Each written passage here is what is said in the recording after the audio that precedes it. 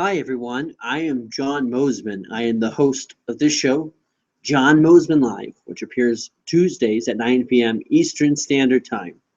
We're back for a new season of John Moseman Live. Tonight, I'm extremely excited for the guest that I've got coming up live here in about 15 minutes. She is a columnist at a couple of big-time magazines, including Salon and The Week. We're going to be talking about poverty and how it relates to Christianity. You can join in the conversation by going to my Twitter account, which you can see there below, and submit a question or comment. You can also go to my Facebook, just go search John Moseman Live. Please like it. You can also add comments on my YouTube page, which is John Moseman Live. Like, subscribe. I would appreciate it very much if you can do that. You can also note that here on the bottom of my screen here, you can see my website, johnmoseman.net. You can find all kinds of stuff there. So after you get done watching the show, you can check that out, and I'll be excited for you guys to see this. Now, there's a few minutes before I go live for my live audience. It's just for you YouTubers, or for you those who are watching in the archives. I want to let you know that I am extremely blessed and thankful and honored that you guys commit to this time, that you commit to this show. You know, I made a promise, and as you can tell, the backdrop here looks 100 times better. I've been able to make some changes for the show that are amazing, right? Quite frankly, really amazing, and I'm excited about it. And this is all about trying to give you guys the best show I can. I've come a long ways. This is technically my show's 10th episode. But I've learned so much. I've grown so much. And I made that promise, and I'm going to continue to make that promise to make the show as best as I can humanly possibly make it. And so I want to thank you all for joining me. So remember, you can check me out on YouTube. Also, check out Paleocrat on YouTube as well. I've got shows up on there, including a couple of episodes, John Moseman Live. I have also another show that I'm on with my other host, Jeremiah Bannister, the original Paleocrat, called Bammit Country. And if you like back and forth, open conversation between an atheist and a Christian, that's a great show for you to check out. It's on Thursdays at the same time that John Moseman Live comes on. So it's an extremely easy to find that show and to go see that. It's a bunch of fun. And I know we're working on some great topics for you all Thursday that are just going to rock the socks off of it. I mean, it's going to be exciting. And so I'm really excited for that. And I hope you all check that out. You can check that out by going to the Paleocrat, Paleocrat, all lowercase, on YouTube and finding that stuff. And you'll also find my colleague and friend Jeremiah Bannister's other show, Paleo Radio, which is also with Joe Elder. Fantastic show. They talk about politics, religion, and culture, so check them out as well. Now that we're on the live, we're now starting here at the 9 o'clock hour Eastern. Here we go, and thank you all for joining us. I am John Moseman. This is John Moseman Live. Tonight I have an amazing show for you all. I've worked hard at trying to get a great guest lined up for this program, and she's a fantastic writer. She writes at Salon, she writes at The Week, and then she also writes at quite a few other, where she's not a columnist, but she's a contributor there. So she's got her work all over the place, and so she's got a lot of great stuff she talks about. A lot of what she talks about is about poverty and how that impacts us on a theological and political and even a cultural level. And so she'll be here to talk to us about Christianity and poverty, particularly what Christian Christianity and poverty means together. You know, there's a lot of ideas here about what Christianity and poverty means and how Christians should look at poverty. I know that a lot of people who are Christians who do a lot of charitable things. And I don't want to ever undermine charity at all. I don't want to ever say that people who are so charitable are all of a sudden a bunch of, you know, Ebenezer Scrooges who somehow are just a bunch of penny tighter. You know, they keep their money tight. But I'm going to say something that's going to be challenging to a lot of people, especially people who are in evangelical Protestant world. We have developed a pattern and a method and a model here that tells us that we have to have a certain idea at looking at poverty. And I think a lot of it has to do with how much recently, the last 50 years especially, how much capitalism has been infused into Christianity. You got to remember that Christianity is something that existed long before capitalism ever did. And like a lot of other things, these value structures get put together and they sometimes distort some of the values that we have. We know as Christians that we are to give. We know as Christians we're supposed to help those in need.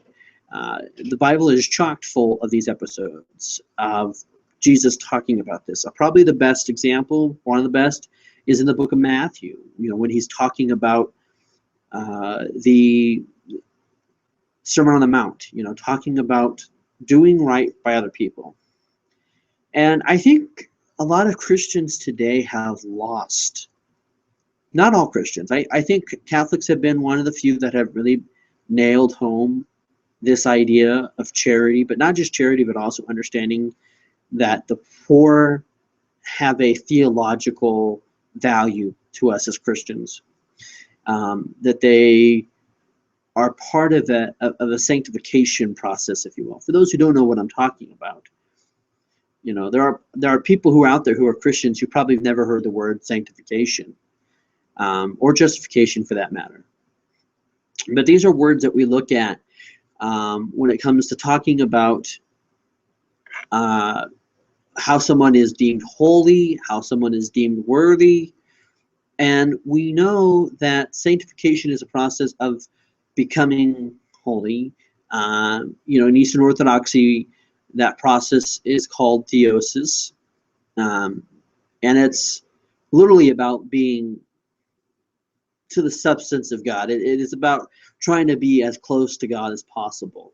And one of the things we know that God has asked us, Jesus has asked us, is to treat our brothers as he would, as first of all, as we want to be treated about ourselves, but also treat them as we would treat Christ. And if we are asked to give our first fruits to God in our tithings, I think there's a case there for that also being applied to poverty. But this strikes down in a lot of conventional thinking in evangelical circles. And I don't know exactly how it got to that, except for, like I said, capitalism has kind of infused into Christianity. And all of a sudden now, you hear Christians, you know, it's one of those things like I grew up with my father saying stuff like, you know, God helps those who help themselves. And I can remember saying, you know, where is this in the Bible? I've never, you know, you hear people quote it quite a bit. Where is this in the Bible that God helps those who help themselves? We know that God helps us even when they're helpless. We're told this in Romans. We're told this in quite a few different places. The virtue of helping those people who have less, people who cannot help themselves. That is quintessential Christianity right there. Is understanding that God came down and saved us by giving himself. I mean, and that's infused in our doctrine. It's infused in our liturgy, where it should be. Yet you go around and you see a lot of people, especially in the evangelical world, who are very animate against things like the minimum wage being increased, are very hostile towards value structures such as social teaching, social justice. We know that they are not very happy with certain economic systems such as distributism. In fact, I've had countless conversations with people all over the spectrum in Christianity who somehow look at distributism and say, no, you shouldn't have that as a system. We need to have individual rights, individual ownership. And while I don't want to ever take away, and I don't think anyone who's a avid distributist would ever argue this as well, of taking away anybody's personal property. That's one way that distributists distinct themselves from communists. It is talking about the means of production. It is talking about how things are shared.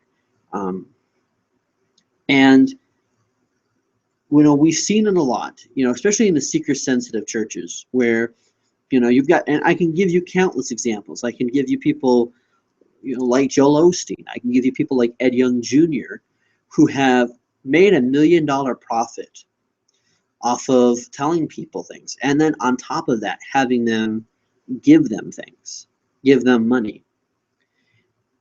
And we do it all the time. We talk about giving money to church, tithing, but we don't really talk about it much when it comes to people who are poor or people who are in need. And we tend to be very hostile towards that conversation, especially when we talk about trying to do it in a more global sense, in a more economic sense, in a more distributive sense. We really, as a lot of evangelical Christians and even probably some Catholics, a lot of Christians all around struggle with that. And so I want to know, how do we get to this point? Because I believe and I feel this is an important thing to do. Christians should do that. And we're going to be talking about this with my guest. Her name is Elizabeth Stoker Bruenig. She's a columnist at The Week and Salon. She'll be joining me here in a few minutes to be talking about a couple of different things we're going to talk about, especially how poverty and Christianity relate, talk about why Christians and people in Christianity should care about poverty, not just a economic system, but also in a theological way, in a doctrinal way. So we're going to be having her in a few minutes. She'll be joining us. I'm really excited to have her on here. And when she comes on, I'll introduce you to her, and you'll get to hear her. I'll let you know if there's ever technical difficulty on the show. Just keep on with the show. Live TV, live internet TV sometimes can be that way. So anyways, but I do want to finish this up, though, my opening thoughts, and that is, it's important that we have an honest conversation in Christianity about how we deal with poverty and how we especially deal with people who are economically depressed, people who are in situations where they cannot help themselves. Because there's a lot of people out there, especially Christians, who think, yeah, they can. All they got to do is just work hard. All they got to do is apply themselves. And I don't necessarily disagree with hard work. I don't think that hard work is the issue here. The issue is people who can't help themselves. And we have this problem. We have it with generational poverty. We have it with people who are uneducated, people who don't have the same means to do some of these things. So these are things to be considered and pondered. By the way, I love this cup. This is Elvis. I love Elvis. And so you might see him, if you're new to the show, popping up a couple of times. So while I'm waiting for my guest, a lot of people know you can go to johnmoseman.net. I'm going to have an article that's going to be released tomorrow morning on the issue, and it'll be very great. And I believe our guest is here. Let me just do a quick. Can you hear me? I can hear you. All right. Well, thank you for joining. I got to know before we start. do you prefer to be called Liz or Elizabeth, or how is that preferred? Because I don't like to, keep on saying something that you don't like to be preferred to be called. Oh, Liz is fine. Liz is fine. Liz is fine. Okay, alrighty. I was just telling my audience here that you were going to be joining us. We're going to be talking about Christianity and poverty, and talking about how important it is as Christians to not just talk about poverty like in a generic sense, or in a sense of it being, well, that's a nice thing to do on our off time, or after I've paid off my car bill or whatever, but the sanctification process, the justification process, and the doctrinal reasons for Christians to really take poverty serious. But before we get into it, I just want to let my audience know who you are. Liz, you're studying at Brown University right now, correct? That's right. All right, and you're a PhD. And what's the PhD going to be in? So the program is called Religion and Critical Thought, and that is religion, politics, and philosophy. So that's what the PhD will be in. All right, that's amazing. That's a lot of different stuff going on there. You could take that all kinds of places. And you're studying the Christian theological tradition of private property ownership. This is great for this conversation. You've earned your master's in Christian theology at the University of Cambridge, while on a Marshall Scholarship. You write Politics and Religion for The Week, Salon, Ethica Politica, and The Daily Beast. And you've also published essays with First Things. These are all great magazines. These are all great things. So if people have not heard of these, you should. There's a lot of great stuff. I constantly read these on a daily basis, or try to. And then American Magazine, the Boston Review, the Los Angeles Review of Books, and the American Conservative, one of my favorites. And there's a lot there. So again, thank you for being on the show. I appreciate it a lot. I am all about open and important talk. That's kind of my logo. And quite frankly, I don't think many Christians, especially out in the open, have talked about specifically the importance of what poverty means, what not just economically, but also like theologically for us. I mean, we know that Jesus has asked us to go out and to treat others as Him, to give our first fruits to Him, and if we are to look at Him as our fellow man as Him, then we should also give our first fruits to people. But let me ask you this.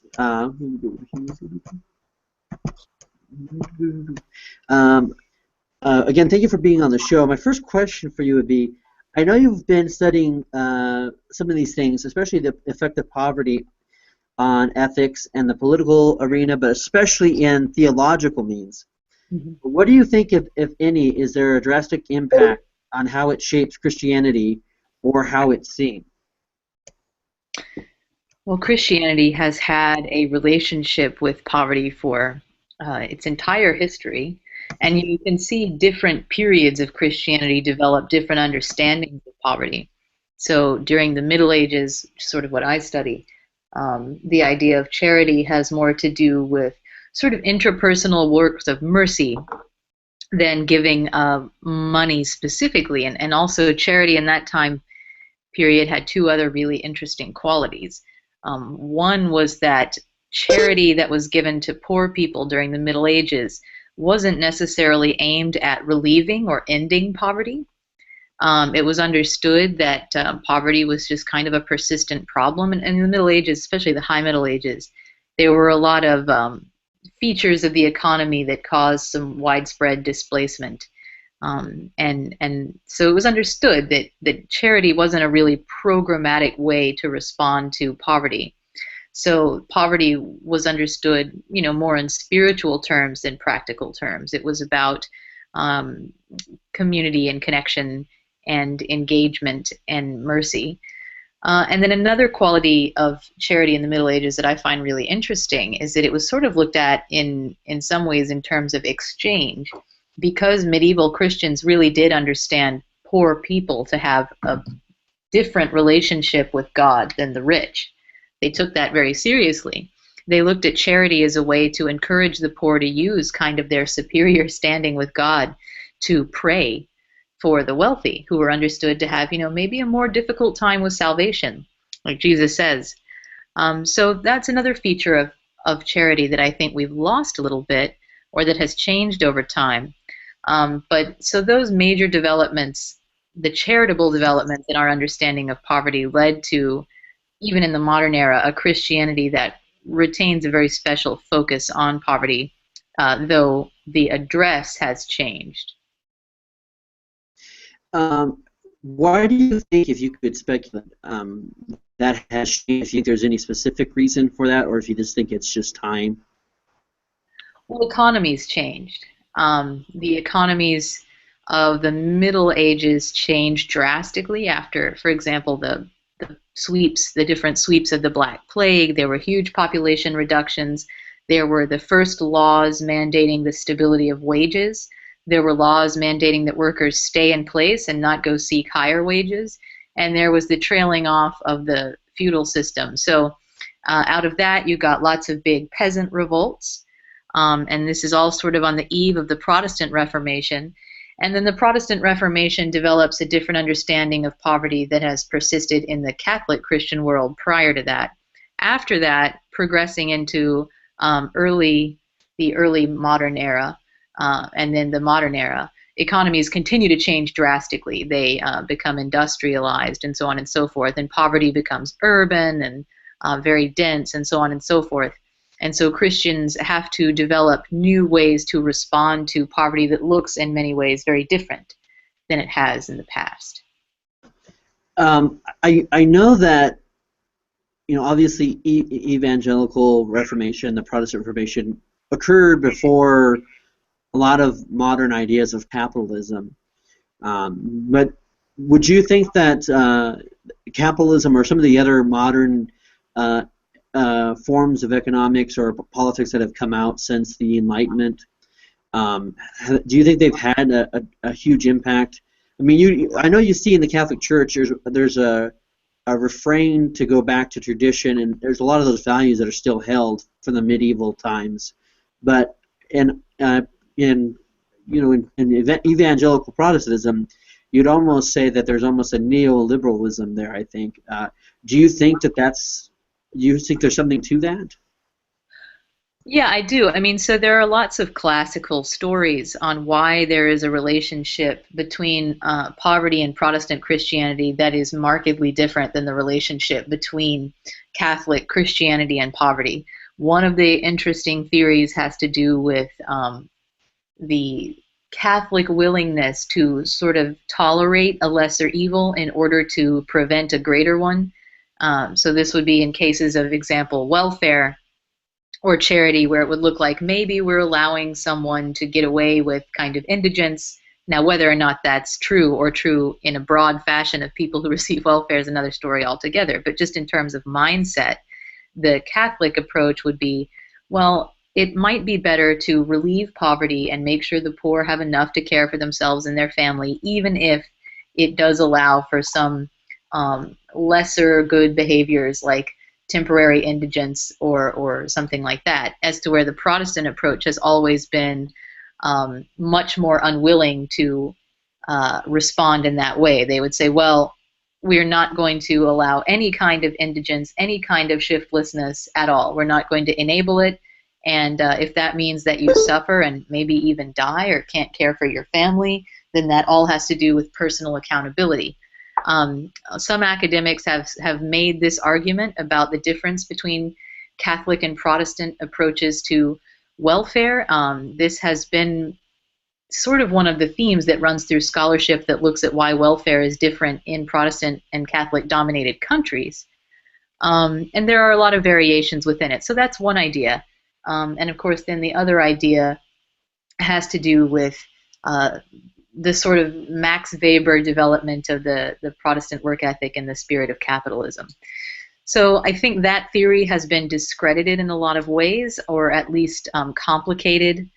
I think that it's maybe read too much as a historiography, But there are ideas there having to do with the rationalization of vocation, or what we think of as callings, in Protestant Christianity that could explain why there was an affinity that developed between certain forms of Protestantism and capitalism that might persist in some ways today. But on the other hand, there are a lot of varieties of Protestantism, and it's hard to talk about Protestantism in such broad strokes. So because there really are huge ideological differences between different denominations. And I know we could probably spend forever talking about some of these things. One thing that I would probably would think is one of those factors is the fact that you see sola fide, I mean sola, faith alone, and Protestantism, and that kind of is that pull yourself up by your bootstraps kind of methodology towards salvation, and I can see how that could affect it. But if we were talking to people who are Protestants who didn't maybe understand some of these things that have been preserved in the Catholic Church, what would be a good argument or a good thing for them to start off on their journey towards coming back to this, I would say, more orthodox Christian value system of how we treat those who are in poverty? I would say that one thing that might complicate the Protestant perspective a bit, so I converted from Protestantism. I was a Methodist, and I converted to Catholicism.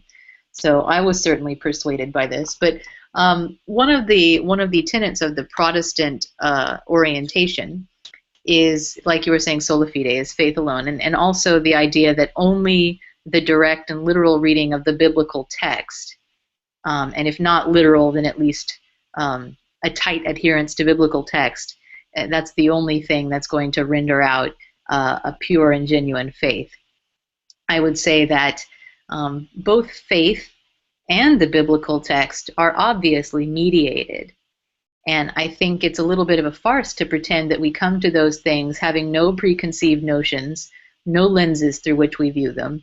And the Protestant argument would be that, well, we shouldn't have those things, or that, perhaps they are immaterial to our reading. I would say that they're not immaterial, and they allow us to recognize how important community is in acquiring Christian faith at all. That we take teachers and leaders and elders in our community and the whole tradition of the Christian faith in order to establish ourselves firmly in Christianity. We need all of those supports to approach the biblical text, and then the liturgy, and then the praxis of Christianity. So if community is that important in even orienting yourself within the Christian faith, which I think it is, then obviously community is something that's worth sustaining. And if healthy and integrated community is worth sustaining, then we have to look at what the threats are to healthy integrated communities, and one of the big threats to a healthy integrated community is poverty.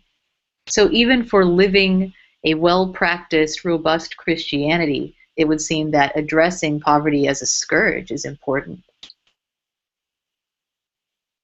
And yeah, and so here's the thing I want to know too. We know that Protestantism in America is failing big time. I mean, it's really failing for a lot of different reasons. Do you think some of these economic ideas on poverty and how to treat people who are less off than us, do you think that has any kind of effect of at all on reasons why Protestantism in that way has been failing, besides the obvious reasons that we know going on in the culture? Well, we can definitely look at Protestant denominations that have a more traditional and robust approach to poverty and see that they're actually holding up a little bit better than churches that have not really succeeded in putting together that kind of a position on poverty. For instance, historically black Protestant churches have always had a very strong focus on poverty and poor relief and charity and community. And we can see even now that people who belong to historically black churches tend to be more religious than people who belong to other Protestant churches over the course of a lifetime. They tend to stick. So there is something about the community orientation that strengthens particular Protestant denominations. Now, complicating that is there are other ways to have a community-oriented denomination than a focus on poverty. So that makes it kind of hard to sort out a focus on poverty as a variable in what's sort of precipitating the decline of particular denominations. But I wouldn't be surprised if, and this is just, I don't have any data on this, but I wouldn't be surprised if particular Protestant denominations were encountering problems because we've just gone through a huge recession and other bumpy economic times. And if they don't have a very robust response to poverty or a good story on poverty, at least a right or wrong story on poverty, then it's going to be hard to keep people interested in the life of the church. That being said, there are a lot of Protestant denominations that do have bad stories on poverty that are nonetheless kind of enchanting, like Joel Osteen and some of those prosperity gospel folks. Right. And, you know, and that was one of the things I did say earlier before we had you come on was they've almost made a business model out of it, and that's kind of interesting how that has happened. We know that we're struggling doing more for poverty in the religious sense, besides some of the obvious reasons of understanding these things. But how do you think there's any hope for people, especially more in the Protestant evangelical model of thinking, of saying, you know, we need to come to a different economic system or set of ideas to improve poverty? I mean, how do we get to that, to where Christians can maybe even lead the front on, if possible, getting back to helping people who are in poverty? Well, I do think coming up with an ecumenical story on how to reorient the economy to better serve the poor is one of the big challenges, right? There are so many different ways of looking at economics in the Christian tradition, and all of those streams that have persisted through history are still with us today. So different Christians, and even Christians within the same tradition who just have different opinions, will have radically different feelings about how Christianity should orient itself toward the economy. You have people who feel like Earth is basically a sojourn and we shouldn't be that involved in politics, and we should just sort of put our heads down and wait it out and try to help each other privately and individually as much as we can. And then you have people who have a very robust political conscience and feel like Christianity is totally obligated to try to temper the spirit of secular government as much as it can. And then you have people who fall kind of in between, who feel like there are certain places where the Christian church should intersect with governance in some way and try to guide it. And I think finding that middle ground, or if not a middle ground, then at least a ground where everyone feels comfortable with what's been decided about what sort of a thing the church is and what sort of a thing the state is the challenge with coming up with an ecumenical approach for Christianity in the United States to poverty. That being said, I think Pope Francis has been a really excellent guide there so far. Protestants, by and large, there are some dissenters, obviously, Rush Limbaugh and so on and so forth, but Protestants have been very fond of Pope Francis. And I think he is a fantastic figure when it comes to putting out Catholic social teaching in a way that's very attractive, even to non-Catholics. I mean, I would agree, and you know, obviously when he came on, you know, he was very, one would say almost like radical about the fact of, I wouldn't say radical, but you know, radical in the sense of like, I'm going to come out and I'm not going to, you know, I'm going to sell some of these properties. I'm not going to, you know, he's not going to have the big fancy. I really do believe that the Catholic Church is in a period right now where it can kind of win back this message of it being for the poor rather than for the elites, which I think is a very good broad perspective for a lot of people, regardless of your religion. But I got to ask you this. I would say that it probably would be very difficult to get any kind of real substantial change towards helping people in poverty globally or even nationally do you think there is room for localism to kind of solve some of these problems that we're facing with poverty? And where do you think Christians lie on that? Yeah, I mean, I think that, so I think one of the special features of the Christian religion is the idea that the same virtues that inform your private behavior inform your behavior in all of the other ways that you act in public and so on and so forth. I mean, it's sort of complicated to track that development because there haven't always been these concepts of public versus private, or political sphere versus religious sphere versus personal sphere. Those are kind of modern developments in how we think about the way we live. But I do think Christians have responded to those developments by saying, you know, basically, we still have the same marching orders. The way that you behave in all of those new different realms has to be governed by Christian virtue. So absolutely, in the way that we organize our households, we should do so charitably. Medievals believed that people should act charitably within families. You know, usually we don't think of the things that we do now out of kindness or mercy to our family members as charity, but we definitely should. And from that we get the great and very true phrase, charity begins in the home.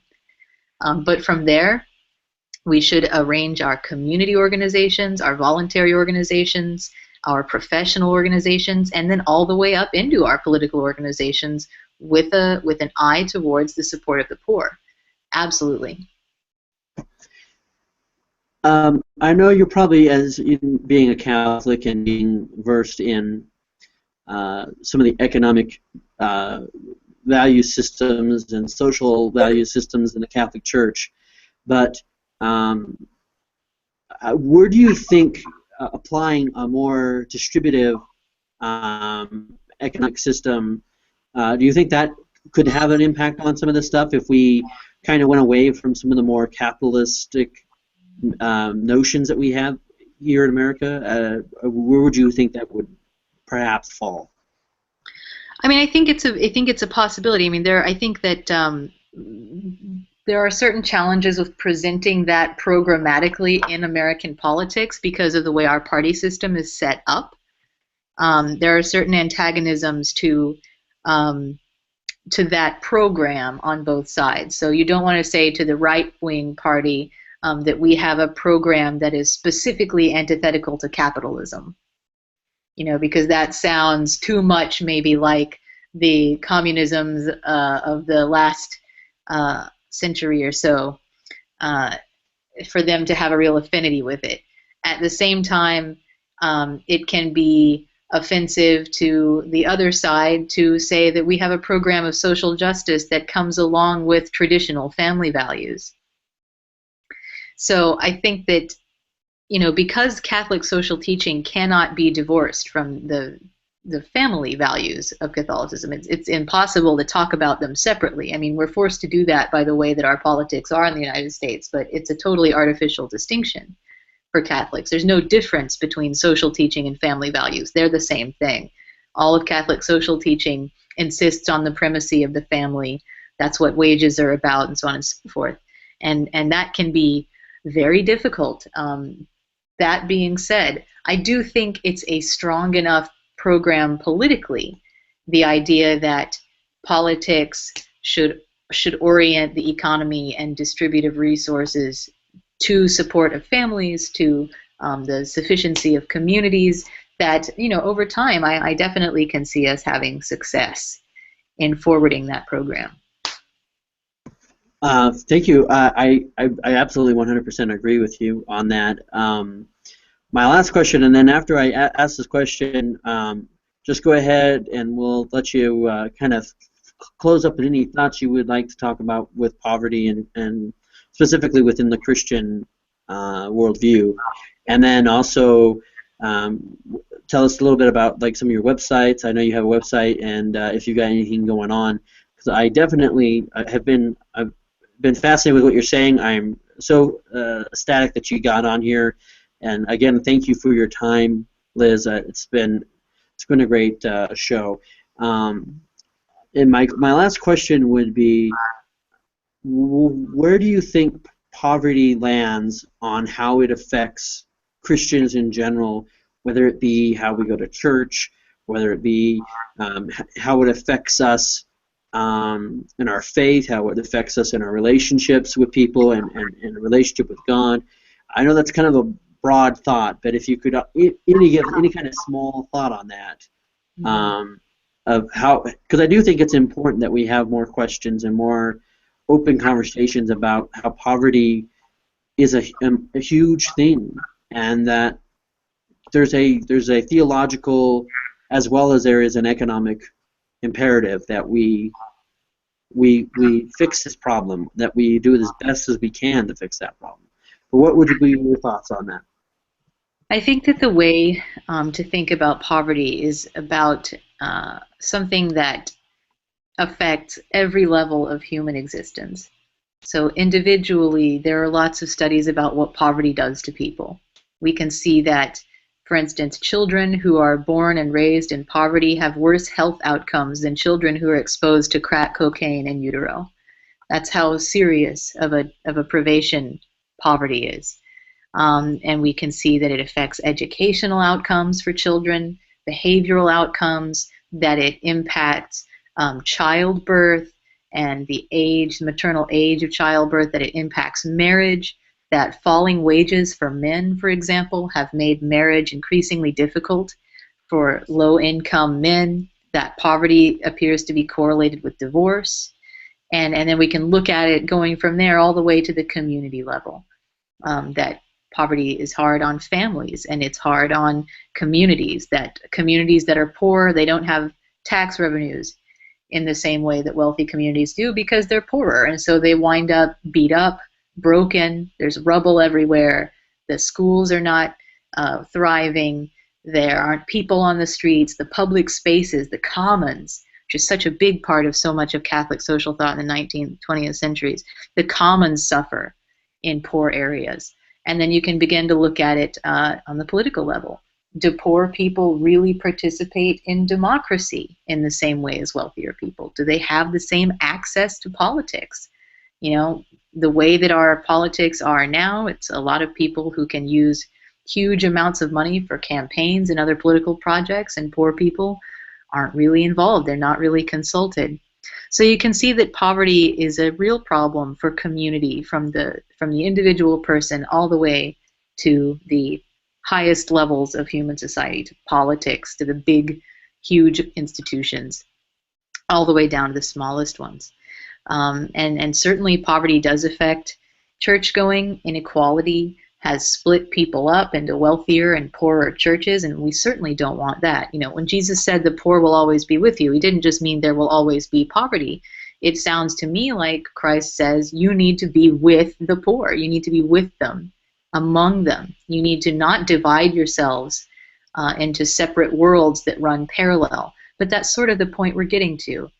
And so I would say that every time we see poverty, we're looking at a fracture of community of some kind. And that's the way that Christians should approach poverty, from the lowest instances of society, from the individual to the highest, to politics. I agree with that. I mean, I think a lot of people don't even kind of sometimes think about some of these things, and I think it's important to get this stuff out. And whenever you get the time again, it doesn't have to be like right away or whatever, but again, next time you get some time, I would love to have you come on the show, talk more about poverty, talk more in these kinds of realms. And but your last thought on poverty, or if you want to just let us know. I know you're getting close to your time here, but to let people know how they can get a hold of some of the information that you have out there and what you do and that kind of stuff. Sure. Well, so I'm a grad student right now, so a lot of my time is spent studying and doing other really boring things. But I'm on Twitter a lot. I'm at Bruenig. That's BRUENIG. And I'm also at ElizabethStokerBruenig.com. That's my blog where I write about poverty a lot. I'll do write-ups on studies on poverty and on the theology of poverty, and just try to talk about some things that I'm reading that I find really interesting. But then I also have a newsletter, which you can find on my website, where I will send out weekly links to things that I find to be good reads on the internet. And usually they have to do with poverty, property, Christianity, and things like that. So that's kind of where I do all my scribbling, and I really had a great time. Thank you so much for having me on. All right, thank you, and have a good day, and have a good Christmas. You too. Merry Christmas. All right, Talk thank soon. you. Bye-bye. Yep. That was our guest for tonight's show, and I encourage you all to go out and check out all this information that she's got out there. She's got stuff that she's writing for, and I know she kind of was a little humble there. She's a college student, but I know when I was in college, I wasn't writing for the week in the salon. So I mean, she's definitely got a great perspective, and so I encourage you all to go out there and check that out. And I encourage you all to take the time and think about some of these things. I don't want tonight's show to be about Catholics are more or better for poor or not. That's not really what it's about. What it's about is about getting an idea and thinking some of these things. I do believe that the Catholic understanding of these things is the best thought on it. I think when you look at some of the things that we've developed, especially in Protestant evangelical Christianity, they have been counterintuitive to the things that Jesus has told us. It's been counterintuitive to what has been said in the Bible, what has been said in multiple different works of Christianity. With that said, again, it's a conversation, and I want you to join on the conversation. And I will have a piece on poverty and why it's going to come out tomorrow, and it's going to be why Christians should care about poverty. I encourage you to check that out by going to johnmosemanlive.net. I also just want to go out there and let you know that this is an important topic, and I will let me finish my thoughts on this and let you know. And here in a few minutes, I will have Jeremiah Bannister come on, the paleocrat. We all know who he is. My evil twin, as some have said. No, I'm joking. And he's going to talk to us about something that happened with him here recently. He's been the subject of some news. But I will let you know, and this is my afterthought, this is my closing thought on this stuff. Poverty is so important for Christians to think about, in my mind, because we know God has said that the poor shall inherit the earth. I don't think that's kind of just said out there in a vacuum without any kind of real world consequence or order or system. When I look at the Old Testament, I look at the God of the Old Testament, I see someone who was very meticulous in the way he had people interact with him in the temple and how society and structure is thought of.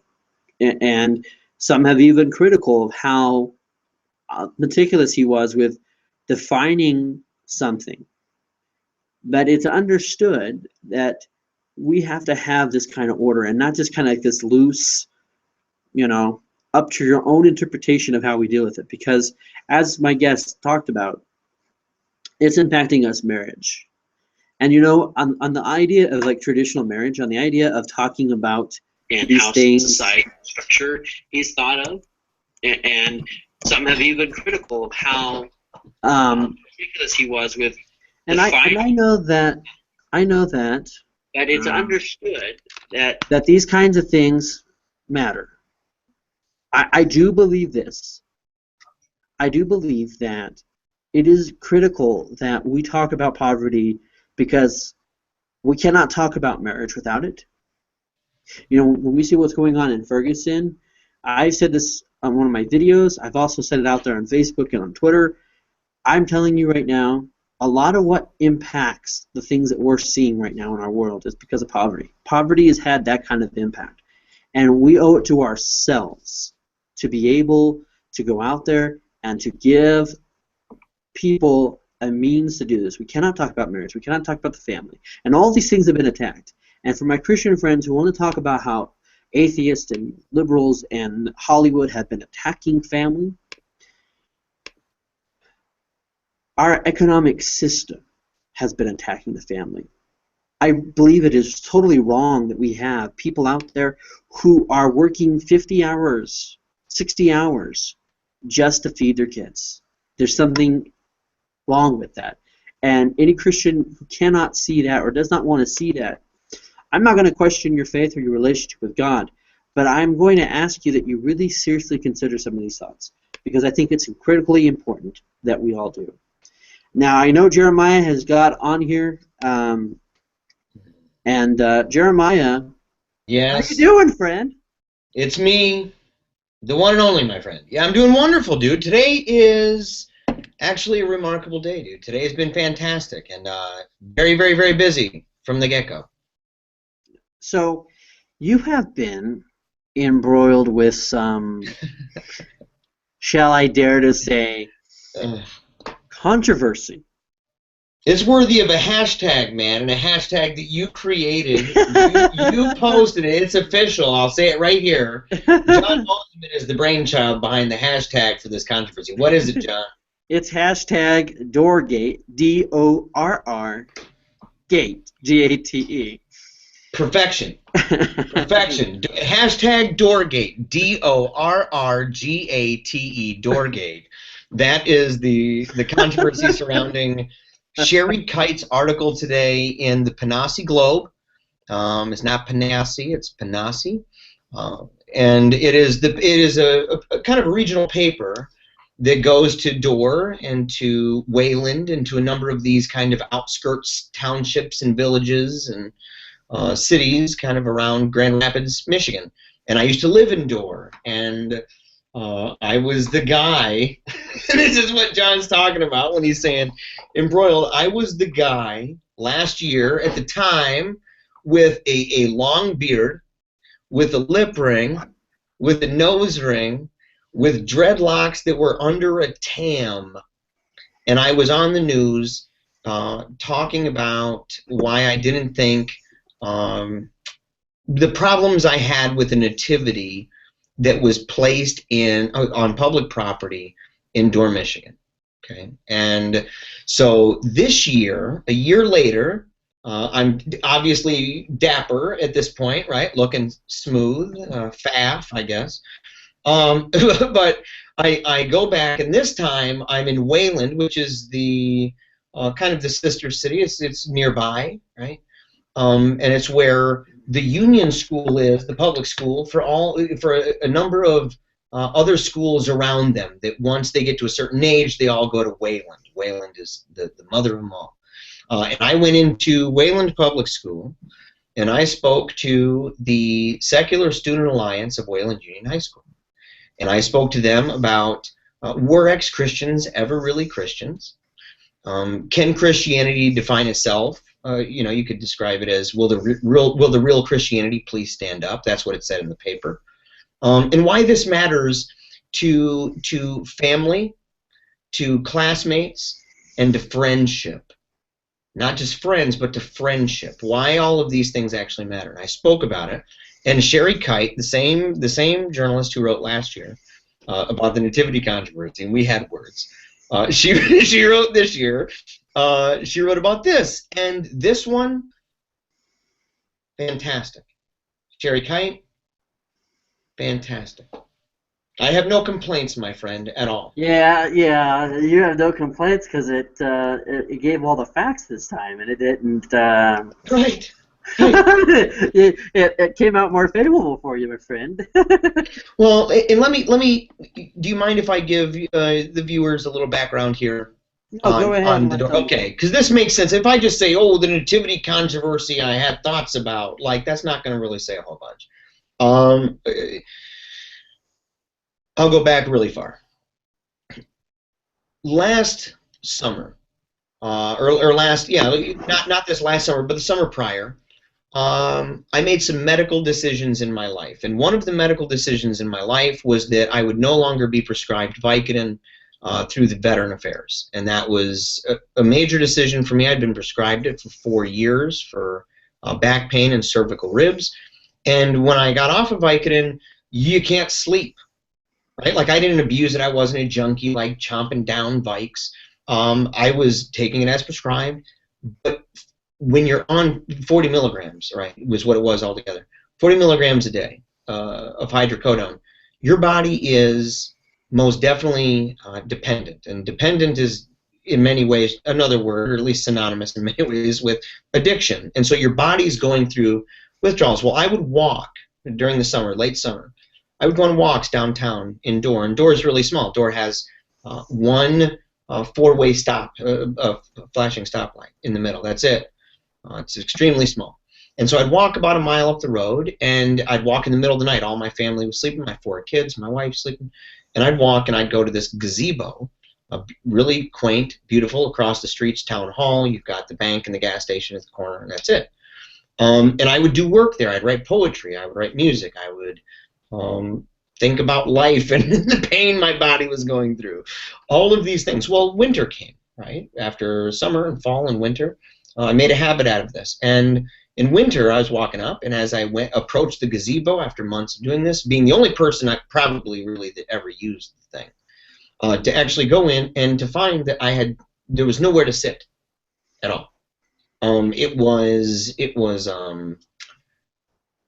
a nativity scene.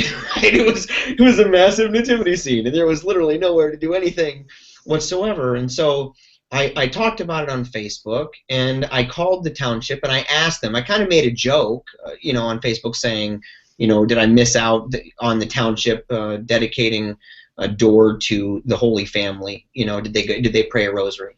I asked questions like that on Facebook, and people were like, well, why don't you ask who put it there? And so I asked the journalist from the Panasi Globe, Sherry Kite, I asked her if she had any clue who put it up, if the township put it up, and she said she had no idea who put it up, and she really wasn't aware of this thing. So I called the township, right, being journalistically minded, but I wasn't doing a show at the time. I'm just a private citizen. There's no activism involved in asking who put that there. And so the township said, we don't know. They literally said, we have no clue who actually put the nativity there. And I said, so you literally just no idea, no idea. I posted this on Facebook. It became a thing, right? They wrote an article about it, the Panasi Globe did, tapping in a lot to the Facebook, but they wrote about it. And after the first time they wrote about it, I think that's when Fox 17, a local Fox affiliate, got on the story, and that's a whole different thing. And you can find out more about this. I don't want to go through every jot and tittle of this story. I don't want to. No. Forever. But there's a lot to it. And the most important thing, and this is what John said earlier, and I'll end with this, is that through all the articles, through the video footage that was put onto Fox 17 and everything else, I think that the first time ever that the people of Door or Wayland or Grand Rapids or anywhere really knew the facts of what was actually being said and what was said in resolution of said controversy was when I posted today on the Panasi Globe Facebook page. If you want to read more about this, you got to check out the comment section. It's huge, and I put on there these 3 simple things, and I would say this as a message to everybody in Wayland. That way it's over, it's done, because the Panasi Globe, listen, John, the Panasi Globe never one time said, this is what Jeremiah is actually saying. This is the core of what he's talking about. The core of what I was saying is this, and it's this simple. Public property on public property. Private property on private property. If private citizens want privately owned property to be on publicly owned land, then public officials need to have a public policy that states when something can be put up, where it will be put up, for how long it can be put up, and what happens if there's any kind of incident involved in the thing, right? Or if it's just left there and nobody ever comes and picks up the pines left all over the place inside the gazebo, for example. Right. There was none of this, and that was all it was. And after everything, I'm going to call out Sherry Kite. I like her. I'm going to give her a little heart, right? I like her. She's a cool human being. We disagree like crazy, but I want to have lunch with her, and so I don't want to make her too mad. But here's something that needs to be said. There was a meeting last year, and this is the resolution, and it's the end. The resolution was this: The township of Dorr afforded me like 10 minutes of time, and I don't even think I used the entirety of a 10-minute span. But I said exactly what I said here, and I said it in a way I know upset them. I know it is a fact, I admit it, and I could have said it in a way, and I give my apologies now, I could have said it in a way without the fang, right? That this is really public administration 101. This is stuff you learn in like political science 101, right? Like when you go to school for this. Really, really simple stuff. You need to have a mechanism within your township that way you never have the craziness that you wish to avoid during really important times of year to certain religious groups, right? Like it's an important aspect of local politics to have something like that in place so that it protects from abuse for anybody, right? Not to advance activism, but to prevent from abuse.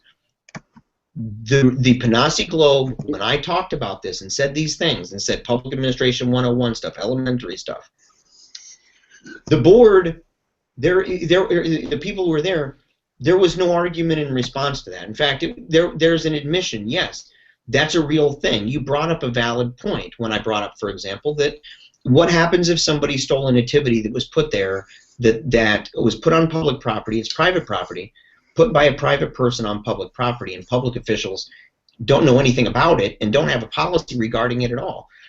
If somebody goes in and steals and takes it, right? If let's say it's left there for 3 weeks, 4 weeks, somebody grabs it and takes it and brings it home. Will the police say that it's theft? What crime did you commit? If you find a pair of shoes, maybe this is a crime, I don't know. If somebody leaves a pair of shoes, a private person leaves a pair of shoes, or a $5 bill inside of a park, right? And they just leave it there, and they walk away from it and leave it, and you have no idea who put it there. You don't know when they're coming back from it, and it's there for like 2 months, let's say, 1/6 of a year. Could you take it? Is that theft? And that was a question that they simply couldn't answer, right? There's no way to get around this. I don't know.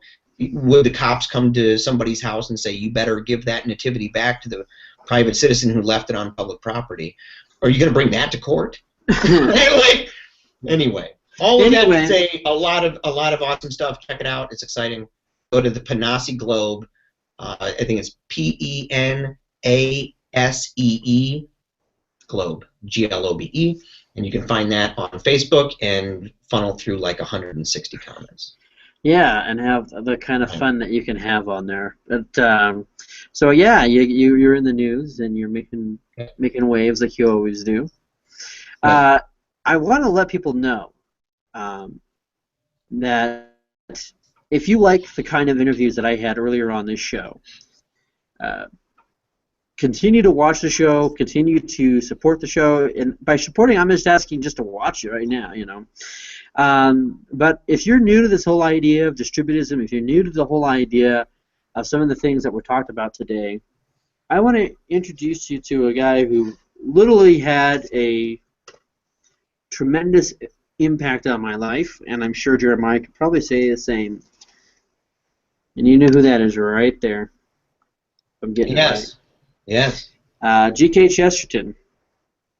A lot of some of the stuff that has been talked about today's show you can find in his book called The Common Man. Fantastic read. I recommend it for this month's Book of the Month. And I'm going to be looking to get some more interviews. And like I said, this is the new show. This is the new direction of this show, is to talk about these things. So, again, Chesterton, this guy right here, check out his book. It is a great read. I'll be talking about some of these things that we talked about today on my website at johnmoseman.net. And I just want to thank you all for being a part of the show, who support it and watch it. And I'm just so excited that we are taking the new direction that we have. And thank you for watching again. I always like to have Jeremiah on towards the end. He kind of gets to, we talk about kind of, I would say, is the wrap up party, if you will, the after everyone's gone home, and Yeah. you know, and I want to kind of have like the first part of the show be a very formal interview show, but I kind of like this thing because both you and I talk about like, well, if we could just hit record on some of the conversations that we have, that would make for a really good show. and so this kind of part right here, we'll only take a few minutes on it, but just kind of wrap up in thoughts. And I know, Jeremiah, you watched the show, and you watched the interview that I had. Right. Would you have a little report card grade for me here? Oh, dude, JML 2.0, 12.214, all the jazz you had going on social media that had me just foaming at the mouth, ripe and ready to watch your show today. Fantastic. Top notch. Markedly different. You know, I love what you said. It had to be 2 weeks ago at this point, where you said that John Moseman Live, as it was before, and you did shows before. You've done podcasts actually before, even when you were even Google Hangouts and stuff. You've done other things, right? But that all of those hours that you dedicated into it, and where you were located, like that was prep time. And dude, I'm gonna embarrass you real quick. Okay, I am. Dude. This guy, listen. The audience and the fans of John Moseman Live, listen closely. This is the level of commitment this dude's got. Okay. When he first decided he was going to do John Moseman Live, he was working off of something inside of a business. He could not maneuver or position his camera. He was stuck with a stock camera, and he was seated atop boxes. And I've seen pictures of how he positioned his body. He was seated atop very uncomfortable and unstable boxes that allowed him to be in the screen. And he did it out of the love of the game. He did it because he believes in what he believes, and that will always be something that he can reflect back on with, and in my opinion, with a great amount of pride, to say that there was a time in his soon-to-be illustrious career, one day to be illustrious career, that he can go back and say, I sat on some boxes because I'm a lover of the game, and I'm a lover of truth, and a lover of righteousness, and a lover of people. And I think that is just beyond powerful. And so whatever that ranks in your mind for a report card, give it whatever grade you want. It's from the heart, dude. It's how I feel. And dude, honestly, let me just throw this out there. You're set. And do people don't even know yet, man. You've got tricks up your sleeve, my friend. I know this. He's one of my absolute closest friends in the entire universe. I talk to him all the time. And I have seen behind the curtain, right? The wizard's curtain. I've seen the wizard in action. And I have seen that he has things in store visually for where he's going to be seated and how he'll be viewed within the camera and everything else. It's going to blow your mind. You're going to love all the different patterns that you recognize on the screen behind my man, John Moseman. Well, thank you. I appreciate that. And, you know, if people want to know more about Jeremiah Bannister, you can go to his Facebook page, Jeremiah Bannister. He'll friend anybody. I mean, unless you're Hitler or something like that, but then you're dead, and then that doesn't matter. But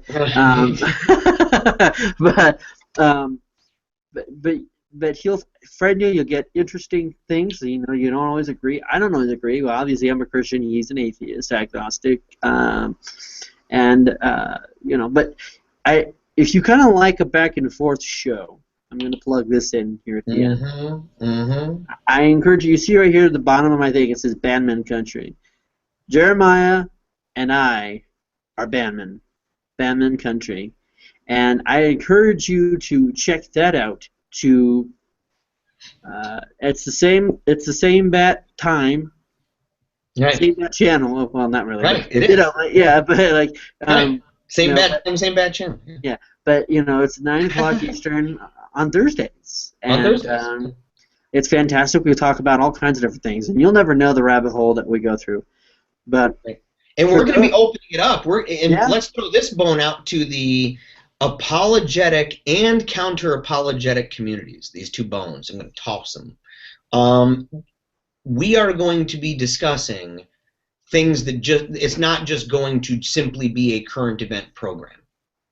We are going to begin incorporating things that John and I, in our natural flow of conversation and thought, talk about already. And those are things to do with theology, with apologetics, counter-apologetics, philosophy, however, parenting, whatever, you know, marriage, family, whatever things come to play in the way that we talk, we want people to be part of this process. And I think we're going to have a very good time, and it will give you an idea for yourselves, not only how to construct these ideas for yourselves, but also to look at events that happen today and realize the way that they connect both to yesterday and tomorrow.